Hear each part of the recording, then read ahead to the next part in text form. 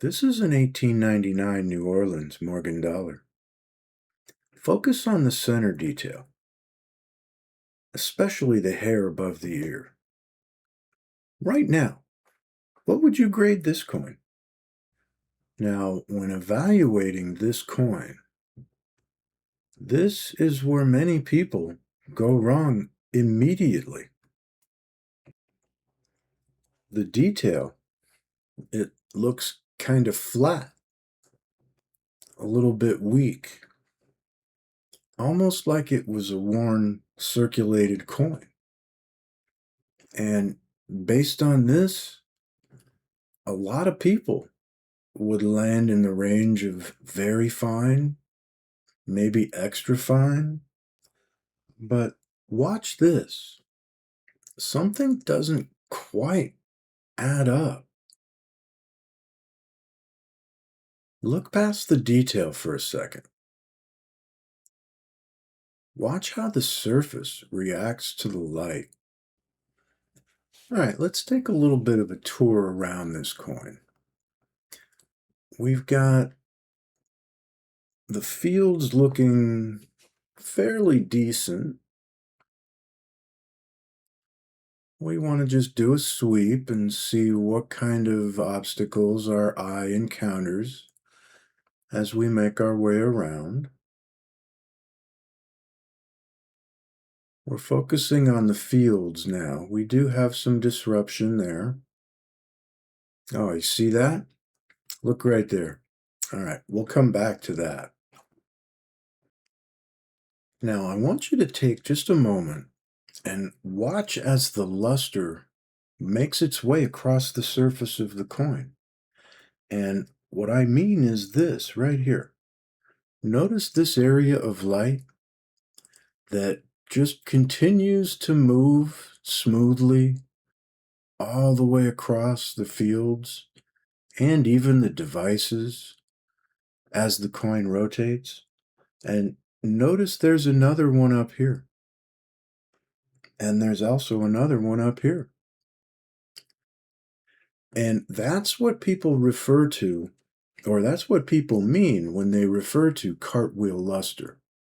If you watch that light make its way around the surface, it flows, interrupted, all the way across the fields. And that is not what wear looks like when interacting with light, because wear changes the surface of the metal. And once it's been changed like that, it will no longer interact with light and give you that beautiful cartwheel luster. So up to this point, this coin is kind of contradicting itself. It looks like it could be worn, but it doesn't act worn.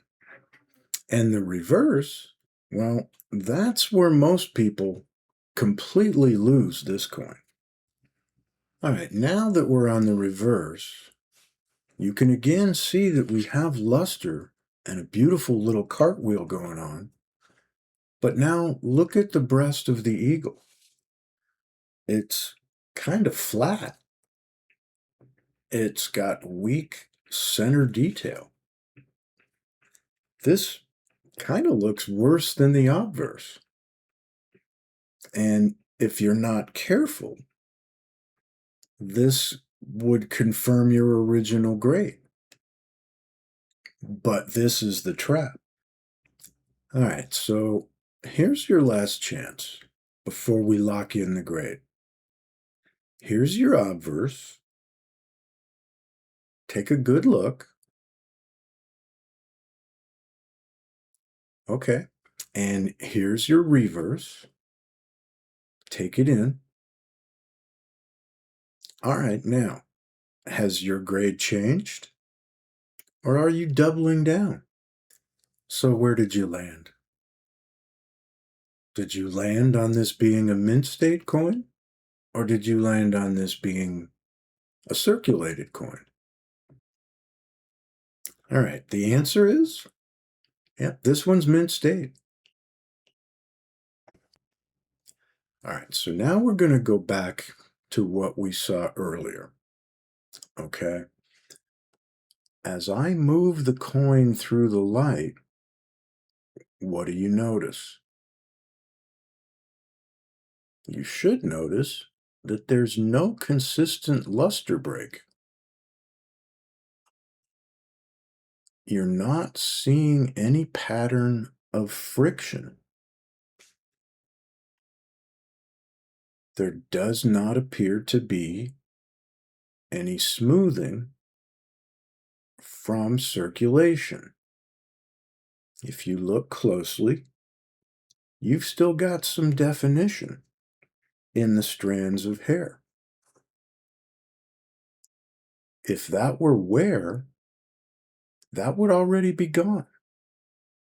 So what you're seeing on both sides of the coin, frankly, is a weak strike, not wear.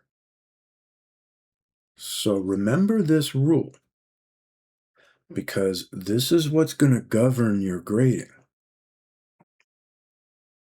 Detail can seem to lie to you, but when you move the coin through the light, the luster doesn't lie.